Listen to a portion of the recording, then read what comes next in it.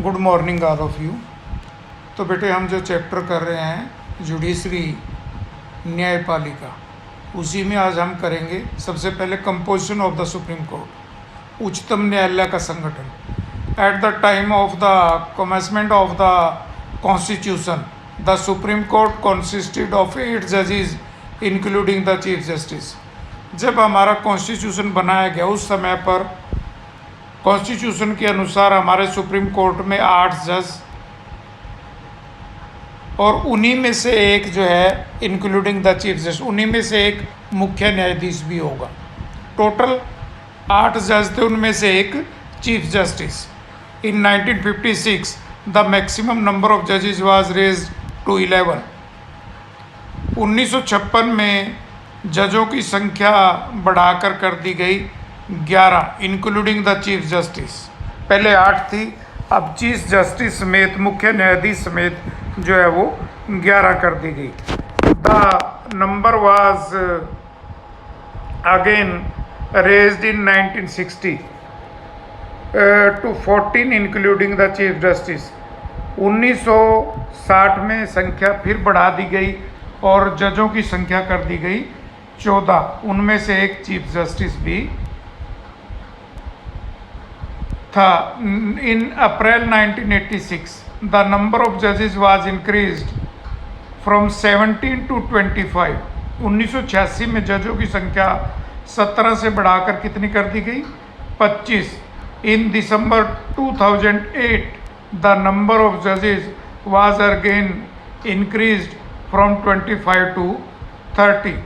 और 2008 में जजों की संख्या फिर दोबारा से बढ़ाकर 25 की जगह कितनी कर दी गई? 30। At present supreme court consist of 1 chief justice and 30 other जजेस। और अब इस समय उच्चतम न्यायालय में 30 जज और एक मुख्य चीफ जस्टिस, यानी टोटल 31 जज हैं। Article 127 makes provisions for the appointment of ad hoc जजेस आल्सो। और आर्टिकल कॉन्स्टिट्यूशन के आर्टिकल 127 के अनुसार ऐसी व्यवस्था है कि एड हॉक पर या जिसको हम टेम्परेरी जजेस की भी अपॉइंटमेंट जो है वो की जा सकती है। अब आ जाइए अगले टॉपिक पे बेटा, jurisdiction of the supreme Court. The supreme Court has 3 type of jurisdiction.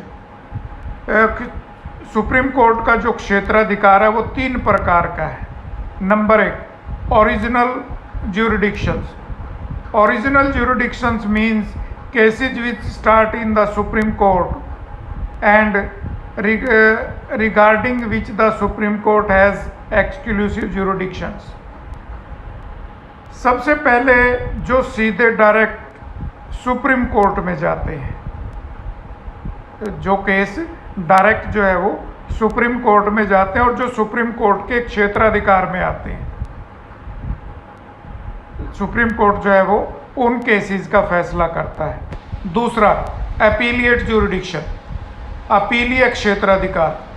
ये वो केसेस हैं, the appellate jurisdiction of the supreme court can be divided into 3 main parts, constitutional, civil and criminal.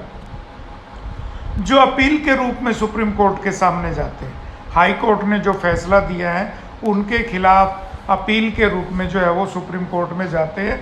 और वो 3 भागों में वो केसेस हैं, constitutional जो संविधान से संबंधित हैं, सिविल और तीसरे हैं क्रिमिनल। तो ये 3 प्रकार के केस हैं जो अपील के रूप में सुप्रीम कोर्ट के सामने जाते हैं। तीसरा, एडवाइजरी जुडिक्शन, सलाहकारी क्षेत्राधिकार। The supreme court has the power to advise the president on legal matters, but advice of the supreme court is not binding on the president. Supreme court जो है वो राष्ट्रपति को सलाह दे सकता है लीगल मैटर के ऊपर, ठीक है ना। सुप्रीम कोर्ट राष्ट्रपति को सलाह दे सकता है, राष्ट्रपति भी सुप्रीम कोर्ट से जो है वो सलाह मांग सकता है, परंतु सुप्रीम कोर्ट की एडवाइस को प्रेसिडेंट के लिए मानना कंपलसरी नहीं है, वो बाध्य नहीं है कि जो एडवाइस सुप्रीम कोर्ट ने दी है वो मानने के लिए जो है वो राष्ट्रपति बाध्य है। वो राष्ट्रपति की इच्छा के ऊपर डिपेंड करता है कि सुप्रीम कोर्ट की एडवाइस को मानना है या नहीं मानना है। तो बेटे आज ये 2 टॉपिक इतने ही करेंगे बस। Thank you.